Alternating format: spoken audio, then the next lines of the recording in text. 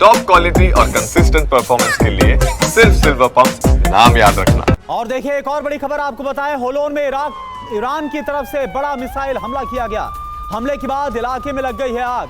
तो इजराइल पर एक और बड़ा हमला, ये देखिए आप, ईरान की तरफ से होलोन में यह हमला किया गया। बताया जा रहा है कि रिहायशी इलाका है और जैसा आप देख भी पा रहे वहां पर इमारतें नजर आ रही है और इमारतों के बीच से आग और धुआं निकलता हुआ नजर आ रहा है। और इसके अलावा तेल अवीव पर भी ईरान की तरफ से हमला किया गया। इमारतों में भीषण आग लग गई इस हमले के बाद।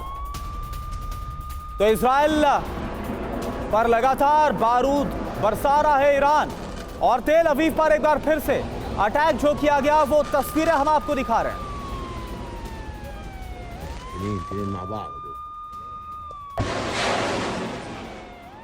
तो इजराइल पर ताबड़तोड़ हमले हो रहे ईरान की तरफ से। मध्य इजराइल पर मिसाइल अटैक किया गया। इसके अलावा दक्षिणी इजराइल पर भी ईरान ने हमला किया है। तो पूरे इजराइल को दहला कर रख दिया। ये देखिए आप तस्वीरें।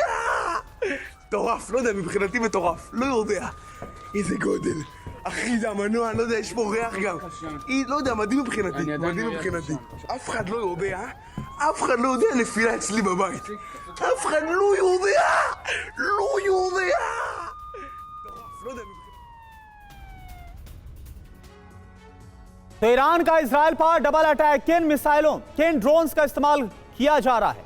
सैजिल की बात करें तो सैजिल का जो इस्तेमाल है वो किया गया है। इसके साथ साथ फतेह, आरश-1, इमाद, आरश-2 और कद्र मिसाइल का इस्तेमाल लगातार ईरान की तरफ से इजराइल के खिलाफ किया जा रहा है। साथ साथ कामकाजी, खैबर, शाहिद, शहाब 3 का भी इस्तेमाल ईरान इजराइल के खिलाफ कर रहा है और जमकर तबाही मचा रहा है।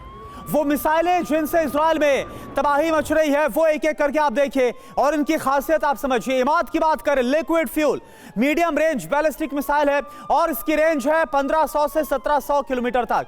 जरूरत पड़ने पर दिशा भी ये बदल सकती है। 2016 से ईरानी सेना इसका इस्तेमाल कर रही है। खैबर शेखान की बात करें, मीडियम रेंज की बैलिस्टिक मिसाइल है ये और इसकी रेंज 1450 किलोमीटर है। इसकी स्पीड 4932 से 6174 किलोमीटर प्रति घंटा है। एयर डिफेंस सिस्टम को धोखा देने की क्षमता है इसमें। शहाब 3 की बात करते हैं, ये एक मीडियम रेंज की बैलिस्टिक मिसाइल है और इसकी रेंज 1000 से लेकर 2000 किलोमीटर तक है। स्पीड है इसकी 2.4 किलोमीटर प्रति सेकेंड। एक ही मिसाइल से 5 अलग अलग जगहों पर हमला संभव है इससे।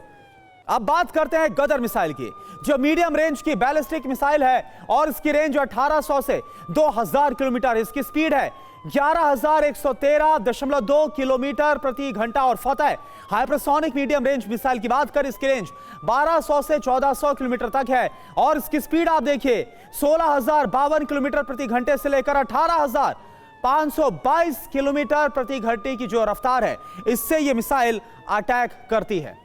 तो इजराइल में ईरान के हमले तब तेज हो गए जब रिपोर्ट आई कि खामनेई के सबसे खास सलाहकार जिंदा हैं और इसी के बाद खामनेई और उनकी सेना ने इजराइल को ऐसा दंड देने का ऐलान कर दिया जिससे इजराइल भविष्य में ईरान पर हमला करने की हिम्मत ना जुटा पाए। इस घोषणा के साथ ही इजराइल में मिसाइल विध्वंस का नया दौर शुरू हो गया है।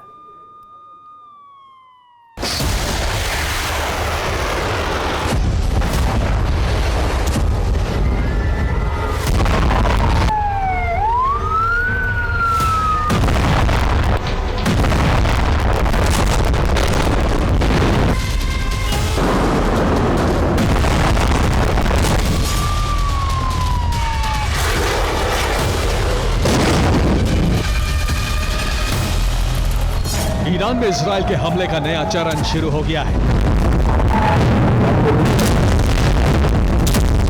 ईरानी सेना ने इजरायली शहरों को नए सिरे से दहलाना शुरू कर दिया है।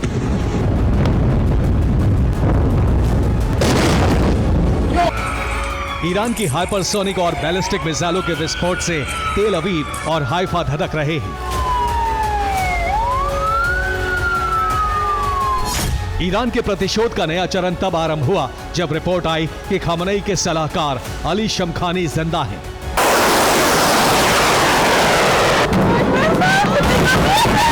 इससे पहले रिपोर्ट आई थी कि इजराइल के हमले में शमखानी की मौत हो गई है, लेकिन तब इसकी पुष्टि नहीं हो पाई थी। अब इस बात की पुष्टि हो गई है कि शमखानी जिंदा है।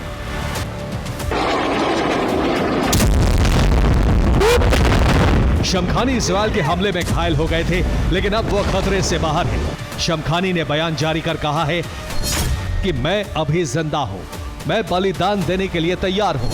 ईरान की जीत का दिन बहुत निकट है। शमखानी के जीवित होने की पुष्टि हुई, उनकी वापसी की रिपोर्ट आई तो ईरान के सर्वोच्च नेता अली खामनेई के साथ साथ ईरानी सेना के भी हौसले बुलंद हो गए। ईरान ने इजरायली शहरों पर मिसाइल वर्षा का नया चरण शुरू कर दिया।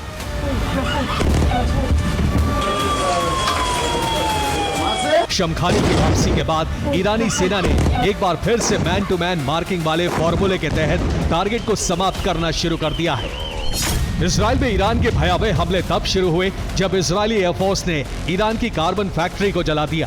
कार्बन फैक्ट्री पर हुए इस हमले से ईरान को 4,330 करोड़ रुपए का नुकसान पहुंचा है। इजराइल के इस हमले से भड़की IRGC ने तेल अवीव में वीज़मैन इंस्टीट्यूट को टारगेट किया।